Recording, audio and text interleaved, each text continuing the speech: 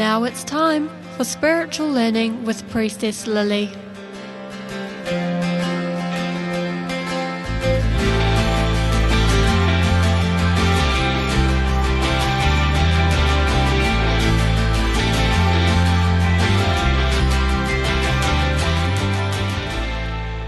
Welcome to my radio show, Priestess Lily, Sacred Heart Healer, Space Holder, and Spiritual Life Coach. Hi guys, I'm Priestess Lily and welcome. This radio show podcast I have created is to help assist humanity rise the consciousness through connection and holding space for thought-activating conversations with heart-centered leaders, wisdom keepers, and divine humans, expanding into their authenticity and soul purpose.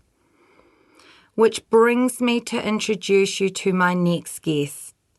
I know a number of you people have been excited about me interviewing Jane.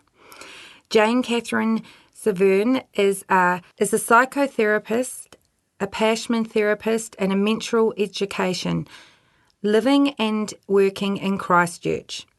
In addition to her therapy practice, she also is the founder and facilitator of Linear House. Through her workshops, courses, talks and seminars, she offers a radical, new and empowering understanding of the hormonal design of woman. Are you hearing that, ladies? The hormonal design of woman, as experienced through the 4M sequence each woman travels through her life with. Menarche, Menstrual Cycle Years, Menopause and Mature Life, going far beyond our accustomed medical model based on fertility. Her unique and original model opens new dimensions of development and spiritual purposes to make sense of the sometimes mystical ways in which women's hormones can affect their life at each stage. Jane Catherine is an author, offering the knowledge that she has created in a series of books, the first book being The World Within the Woman, which is a guide to your menstrual cycle that was published in May 2011. And I know that she's writing another book. So welcome, Jane Catherine. Welcome, welcome, welcome. Thank you for having me. Oh, I'm so excited. I'm so excited. So I don't know if we're going to have enough time today to talk about everything. For sure, we won't. It will take years to talk about it all. What drew you to this work? Okay, that is a bit of a story. So as a young woman, I absolutely hated my periods. I was raised in a religious household where we understood that women's pain and suffering was because of Eve tempting Adam, and it was kind of our legacy as women to just keep quiet about these things and suffer in silence. And a fair bit of shame goes around that and around anything to do with female sexuality. So, I suffered in silence and felt bad and felt inferior until one day when I was 25, I think. I was travelling in Canada, and my friend that I was staying with just plonked her pile of library books on my lap while she drove the car, and she said to me, "Oh, that top one's interesting, have a look at that." And it said, there's a book called The Wise Wound, Menstruation in Every Woman. And I thought, oh, well, okay.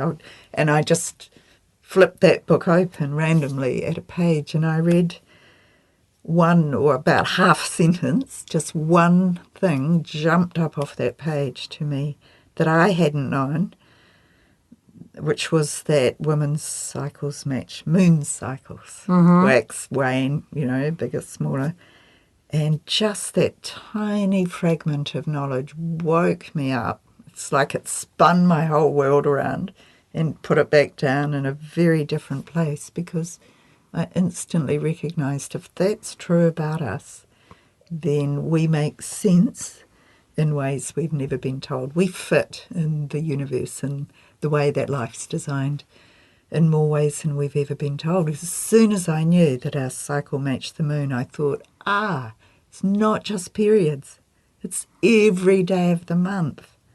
there's a different energy and a different meaning and a different purpose for that part of the cycle. So that really woke me up.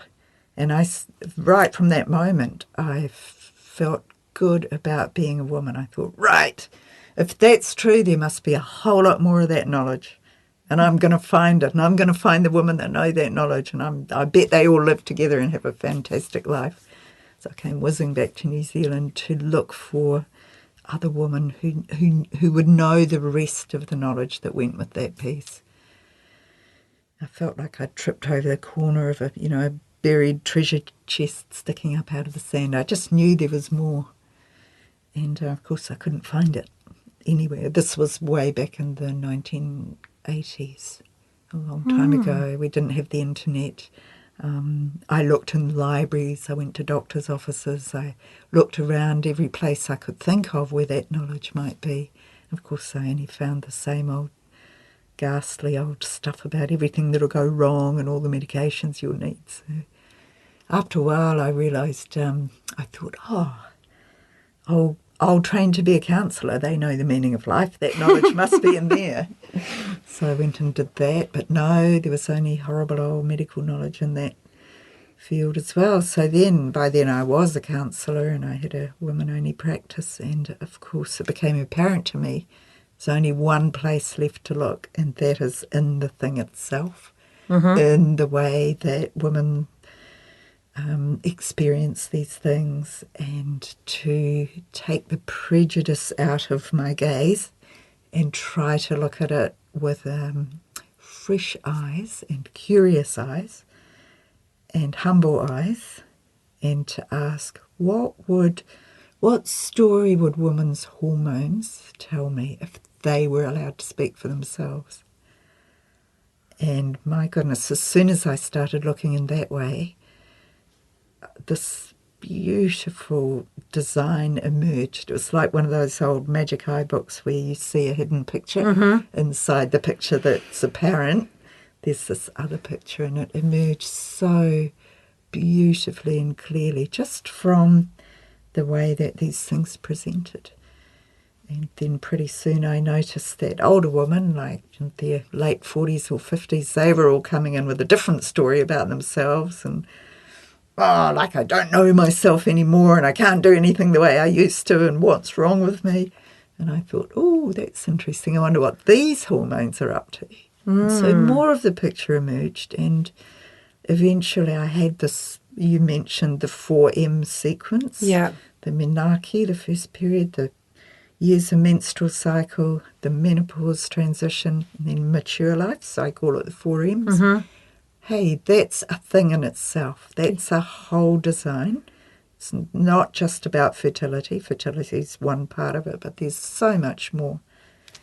And it's ever since then, and that's 35 to 40 years ago, it's still bringing more of itself to me. It's the most exquisite, complex, purposeful, beautiful design that shows us that our hormones are catalysts for our spiritual development, really, for becoming our whole self, all of what we're made to be. Yeah, and so oh my God, you're speaking my language, sister. Yeah. So obviously you've got the 4 M sequence, in the priestess world, it's, the maiden, the mother. That's the right. Maiden, mother. Crone. Yeah. Yes, well, that's a very interesting point you're raising, because in the course of my work, it became a little bit uncomfortable, a bit scary for me at first, but then I got braver and thought, yes, that has been the traditional view for hundreds, thousands of years, and very beautiful and very instructive, and we've all benefited hugely from it. But I'm proposing that it's time to open to a evolutionary step forward in consciousness of the feminine, and to say, actually, it's fourfold. We need not that threefold was wrong, but that we're now advancing in a way that if we can open to a fourfold archetypal view of the divine feminine, straight away it's like a key to another world, really, that shows us how exquisitely and perfectly the feminine design matches every fourfold design in life itself. And if we just look out our window, we'll see that life is made of fourfold impulses, the 4 seasons, the 4 directions, the fourfold life of plants: seed, green leaves, flower, fruit, seed again. And our menstrual cycle and our fourfold life cycle is a holographic, perfect replica of the design of life. Everything, our breath, breathing in, full breath, breathing out, empty breath. Life is made in that expand, contract pattern. And so, and here comes a new word. I've had to make new words because we have not had language to describe the design of the feminine. It's been invisible and it's been inaccessible to us because we haven't had words to describe it. So I first came up with the word menstruality, meaning the whole hormonal design, the 4 M's. And yeah, all of that it's everything in the universe. Of course, everything matches. Everything's in the same rhythm. And our menstrual cycle it's an Om, actually, and it's sacred syllable Om that's chanted by Tibetans and Buddhists all over the world. That's the pulse beat of the universe, of life itself. It's also the pulse beat of a woman's life. In a small way, each month in her menstrual cycle, year after year. In a big way, the 4 M's throughout life. That is beautiful. Yes, we are astoundingly beautiful. I think, this blows my mind, but it obviously, when you're in the world of priestess and you dive in deep, there's a lot of it relates. A lot of it is you're speaking the same language, just possibly with maybe different words too. Yeah. Obviously, the priestess, the way that we're trained as priestess. Yeah. It's really interesting, though, when you speak and the sacredness of our cycle, the moon, the ceremony, the, I know the red tent ceremony from way, way, way back. Yes. We as women now, there's just so much shame. Yes. And we can't give ourselves permission to honour ourselves at a deeper, sovereign, interconnected level when we are in cycle. That's right. And I'm glad you raised the issue of shame, although it's very painful for us to acknowledge. It is, I'm just sighing because it's such a major part of women's lives. And it's not new. That shame is not new. That shame has been there for hundreds and thousands of years. And that shame is manufactured. And it's been, we've drunk it with our mother's milk, basically, for 500 generations.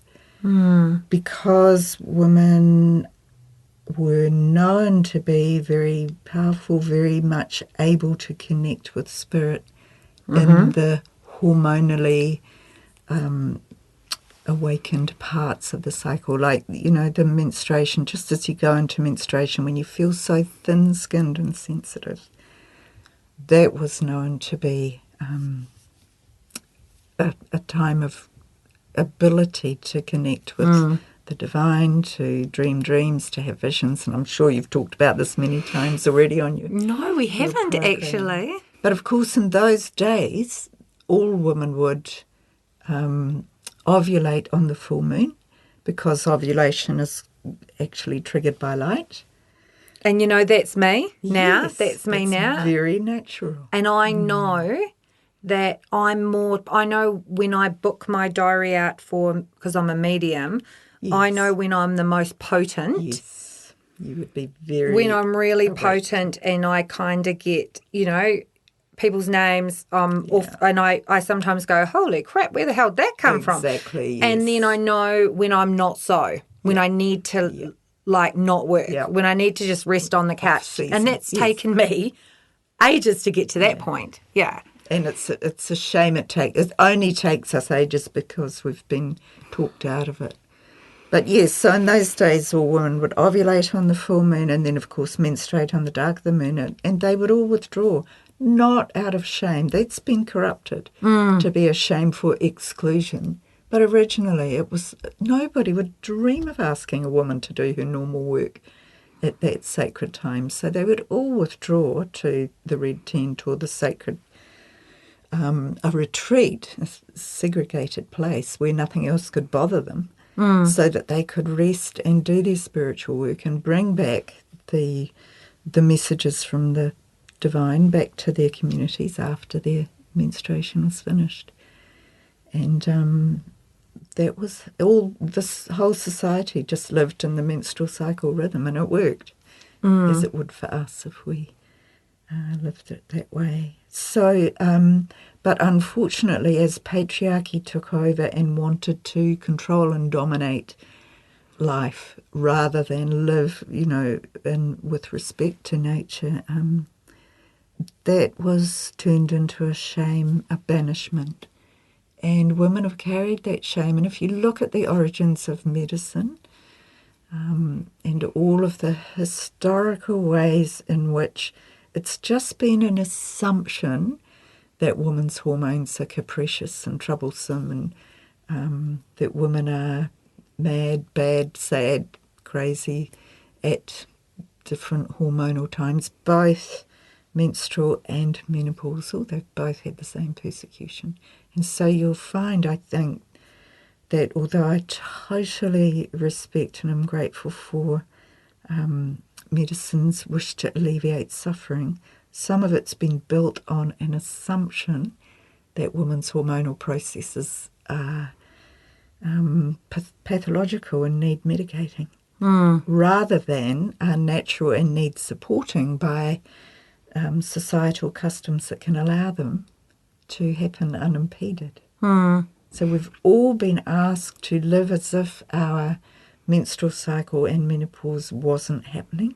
And of course that puts enormous pressure on our hormones, which are very sensitive because they're meant to be, they're agents of the soul. Oh, I love that. Agents of the soul. Yes, that's their job. Oh, that's hormones are the intermediaries between the natural original design of a feminine life. So they're intermediaries between that soul life that wants to be lived and the cultural life that we're told to live. And that's why you get what appears to be hormonal problems. They are hormonal problems, but not because hormones are problematic. Hormones are perfectly designed to do their job of making us female.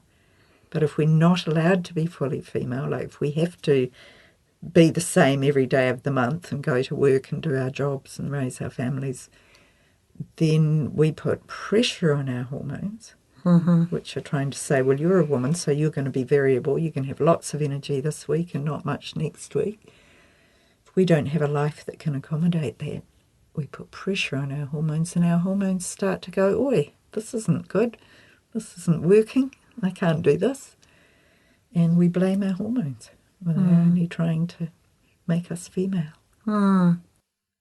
There's so much information just in that. Yes. And I know that there'll be so many women going, the light bulb will be switching on right now. And for so long, we have been told not to own how we really feel. We're too upset. We're too, too sensitive. You can't be doing that, though that's been very much our story, probably since we were a little girl. Yes. And it's about us actually stopping and taking a breath Yes, it is. Taking a breath is such good medicine. And realising that that's actually, it's okay not to be okay. Well, At it's certain times. information that something is not okay for us. Yeah. And we're all trying to fit in the same system that doesn't serve It's not us as designed women. for femaleness. No, it's not designed for us. Even feminism, which I completely honour and I'm grateful for, but I do believe feminism got pulled off track a little bit when quite justifiably striving for equality, and good on them for that, but we thought we had to become equal by saying our hormones don't affect us. How dare you suggest that our hormones affect us? They do not. You know, we can be airline pilots and we can be firemen and all of that kind of thing. So we thought we had to declare ourselves equal by saying we're not affected by these things. And I think that was a really sad mistake, because real equality means we are considered equal in our femaleness. Not by overcoming it, denying it, pretending it's not there, but by having it. Yeah, and I see so many of my close friends that are in corporate fields that they are scared to show up vulnerable. Yes. They're scared to show up raw. They're scared to show up, as who they are on that particular day and how they feel, because they're, holding positions of authority where it's a very masculine space. Yes. And so when they're at work and they're doing their do, I don't even know them. Like, I can't connect with that woman in that moment. I love them, but that's not the woman that I see, outside of work. Yeah. And so I think women have just moulded themselves to be We've absolutely what we need to be at, where we show up, and what we need to be at, with whatever space at any particular time. Yeah, I think you're very right. And I think, we're incredibly good at that. And it's astounding how women can do that. But we don't quite realise the cost, or we're not even allowed to sit down and realise the cost of that in subtle ways that can easily become unconscious. Yeah. It's it's a really serious thing that we're up against, I think. Energetically, we're so committed to living as though our hormonal life wasn't happening that we get alienated from it ourselves. We don't even realise our potential as female beings. I know that for myself, that I know that to be true when I will share my story in a Facebook post for my community, but I know that to be true when I look at my cycle with me as a female, just trusting in the medical realm, and then when I was probably 39, just going, I can't keep doing this. This is just not good for me. Like, we're walking down a not so cool pathway. Yes. Yeah, and so I never, for so long, I just accepted that I just wasn't going to get my period. For so long, I accepted that I might get my period for half an hour once a month, or maybe every 8 months, or maybe not, or maybe 2 years. I just had no regular, it wasn't regular. And then I just went, you know what? I can't keep doing this. This is actually not okay for me. Yeah. And then there was a light bulb moment, and I really made a conscious connection and a conscious effort to really start honouring my body at a deeper soul level and listening to her whispers, and made changes that now I get it monthly on the dot, full moon, 3 days before the full moon, on the dot. Yeah. That's just, and I'm just like, and that took probably, a couple of years for me to work through that and get that happening. Yeah. But I needed to clear a lot of, for me personally, I needed to clear a lot of shame. Yes. I needed to clear a lot of old contracts and conditions from past lives. Like it wasn't just, hey, I've arrived. No. It was a lot of work. It is a lot of work because it's not just, as you say, it's not just our current life. This is ancestral. Yeah. Yeah. It's huge. And the more that I claimed my wisdom Yeah. and claimed my priestess, claimed my inner witch, whatever you want to call me, my wisdom, it's totally in sequence now. Yeah. Isn't that a wonderful story of how it wants to happen if we can have the support we need to allow it to happen? It knows what to do. Totally. Yeah. But I was just so trusting everything external of me, not my internal. Yeah. Well, we're taught that other people are the experts. Yeah. Yeah. I just think there's just so much wisdom. So, you know that in the New Zealand high schools, they've just announced that they're going to start funding tampons and pads. So fantastic. For young girls. Yes. So it's no longer a barrier for them to come to school and learn, which I think is phenomenal. Yes. What other steps do you really think we need to take as a nation? Well, of course, I've got my own hobby horse on that one, but I absolutely wish that girls and boys could be taught much more than the medical model, much more than that a menstrual cycle is a period, that they could be taught what the different energies around the whole month are, so that they'll know when they've got different kinds of energy that suit doing different kinds of things, so that they could know that their menstrual cycle, it's already here and they're not ready, they're not in a position to be mothers. So it's not just about fertility. So what is it about? To give them a much more meaningful sense of their femaleness and their cycle that they can enjoy and use in different ways. Like, here's my assignment I have to do. I'll do it while I'm ovulating because then I'll be full of energy and confidence and it'll be easy.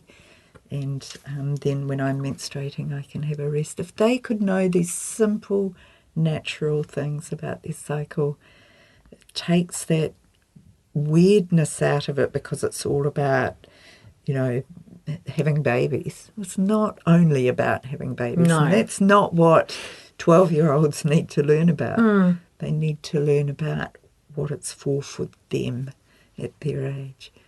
And I think that would make a really big difference and it would be very simple to do. And I know that for myself, because obviously at 12 I didn't know any of that. Of course not. And now I think I'm probably maybe 35, 36. I started to get a bit more interested in this. Yeah. But I know that for myself, I very much know when it's a time to craft. Yes. When it's a time to birth a project, when it's a time to just sit with myself and just give myself permission just to be. Yeah. And that's very much on, the cycle of this moon and also the cycle of myself. And there's so much wisdom when you honour that. Yes. There's so, you can look at any of what I call the nature mirrors, like a plant. A plant will have its inward times and its outward flowering times. It's all makes sense. But the other thing that we need to really take care with is the emotional side of it, because every woman knows there are certain hormonal times when our emotions feel out of control. Yeah. And they want to be out of control, really, because control is a little box that keeps lids on things. And those big emotions that tend to erupt at delicate hormonal times can be really scary for us and other people around us, and really distressing and really mysterious. Like, we can't understand, where did that come from? That felt okay last week. What's wrong with me this week? So we need ways of taking care of strong feelings and knowing how to use them as information And unfortunately, because we don't know that and we tend to keep the lid on them, the hormones do tend to erupt them at different times of the month or times of life. And then we think hormones create troublesome feelings. It's what we're getting with those eruptions is more a reaction to the feeling that we think we're not allowed to have, like something we're really sad about, something we really isn't okay for us, and we get very angry about it, but we don't know how to listen to that voice, not just on the surface. Like someone might go, I hate my husband, I wish I'd never met him at a certain time of the month, and then next week she's like, oh, you're lovely.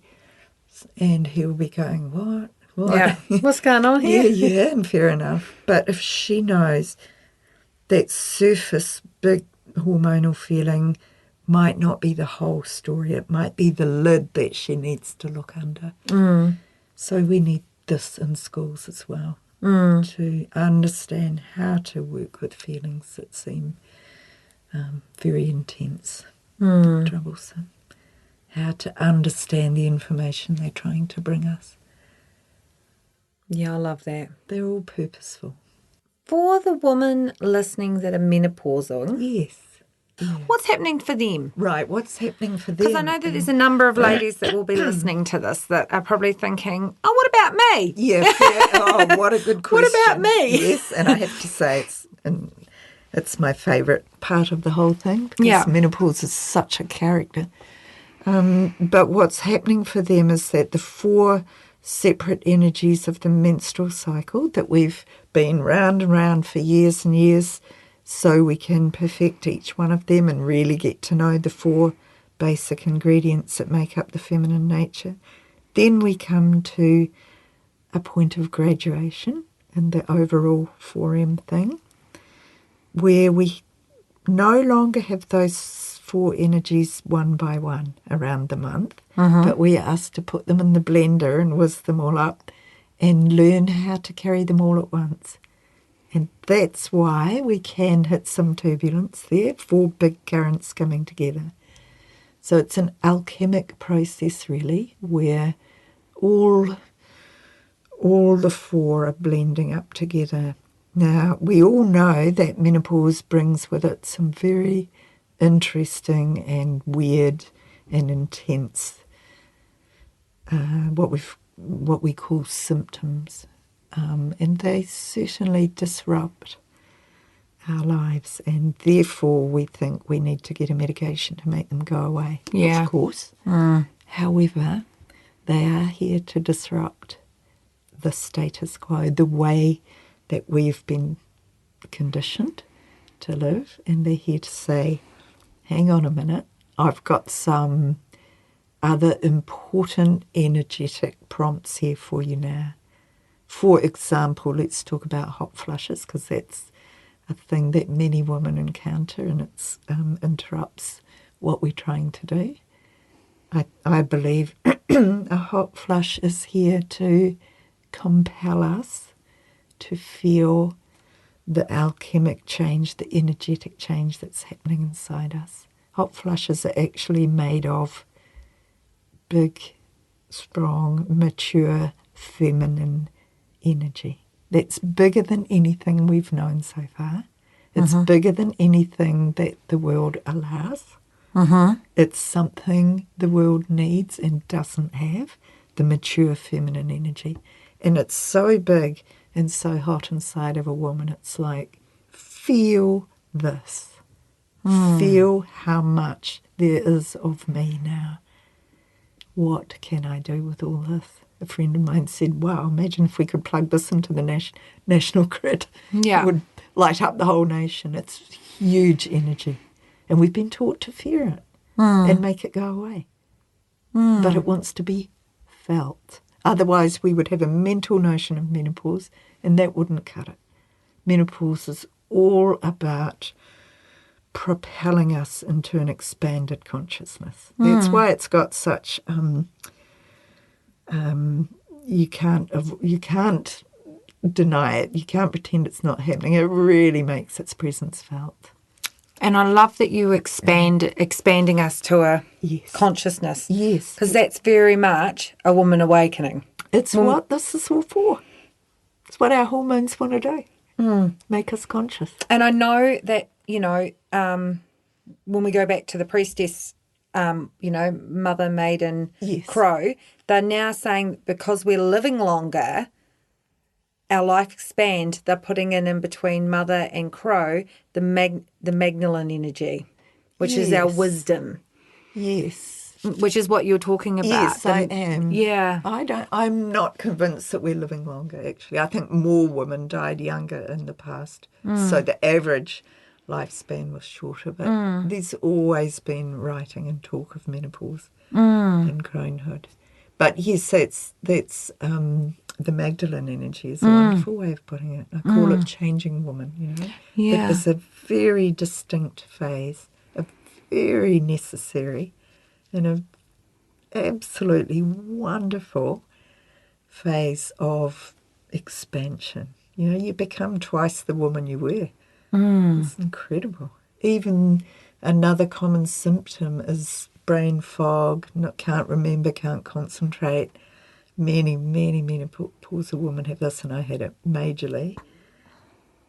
Well, it's really just trying to break us out of our mental concept. It literally does dement us. So we can't rely on just the mental capacity anymore. We've got other faculties. We've got 4 faculties, not just mental. And so it's ensuring that we can no longer just live on our mental one. We have to start learning to Expanding. trust our intuitive, our universal consciousness. We get no option if our menopause brings that particular phenomenon along. We have to learn how to live on intuition instead.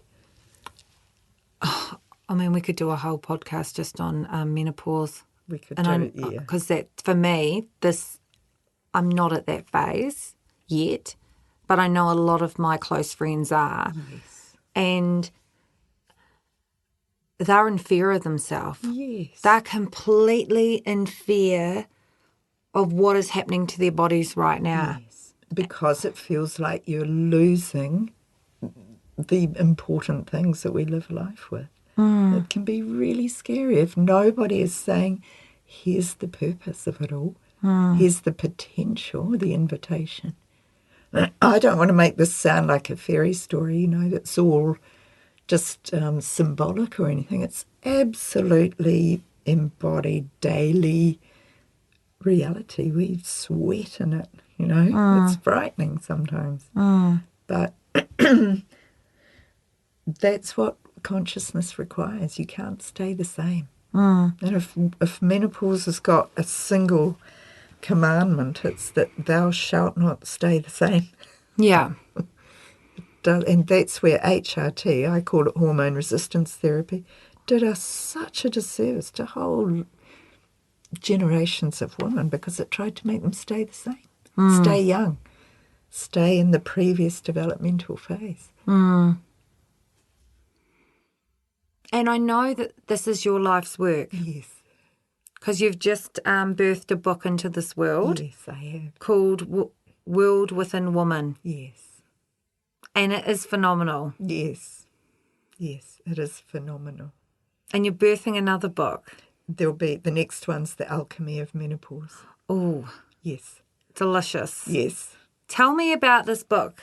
Right. This book... Because it's amazing. Like, I've looked at it and I'm just like, oh, my God, it's about a woman remembering. Yeah. I want to also mention a new word that I've created for this 4M thing. We have to have a word we can call it. So the design of woman, the hormonal matrix or the energetic motherboard that we're designed with, is called the feminome. You know how the genome is a map of the whole genes of a species. So feminome is the energetic map for being female. So the book is called The World Within Women, The Feminine Guide to Your Menstrual Cycle. And it's the knowledge. I run Luna House, which is educational and therapeutic service for women. So I run courses and workshops and talks and seminars or whatever about this knowledge of our hormonal design. And, of course, it's designed to take us a whole lifetime at least, or probably many, to really live it. So embody it. It's hard to talk about in a short thing. But so the book is the knowledge that I teach in Luna House through my courses, and it's the smallest nutshell that I could put it into is that book there, which is I think it's a good size book. 280 pages of larger formats. So we are... And the energy of it is next level. Like, I want to flick through it, but I know that, you hear the paper. You get lost in it. But the energy of it is next level. Yes. And that knowledge has come to me in ways that, you said it before, blows your mind. Because the mind's not big enough for this knowledge. You have to be able to feel it with your heart, with your soul, with your divinity, because it is divine. And it's come to me in my dream state or through nature, through studying how life works. And it's absolutely original form in nature. So it's not like any of the books we've used to have about these things.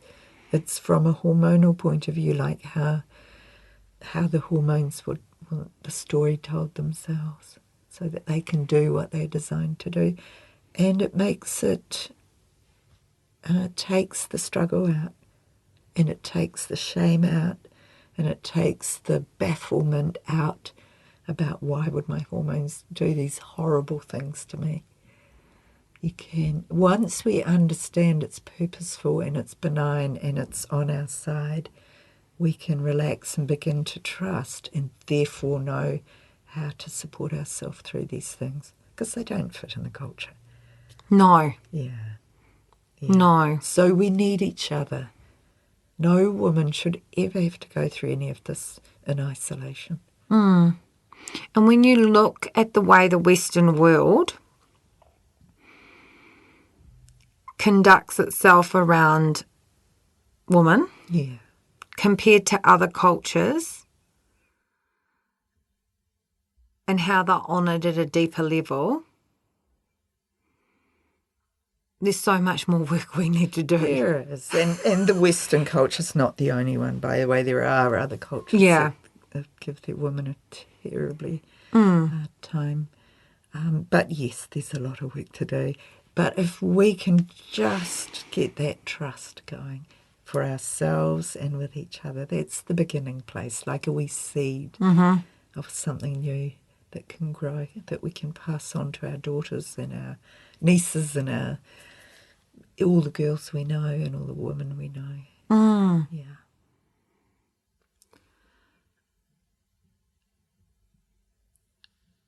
What's one thing if you could change anything right now in the collective, what would you change? As you asked that question, what came to me was I would want to change the blind spot in us. Oh. It's not our fault, but it's because for so many hundreds of generations we've all been raised to believe there's something innately inferior about being female.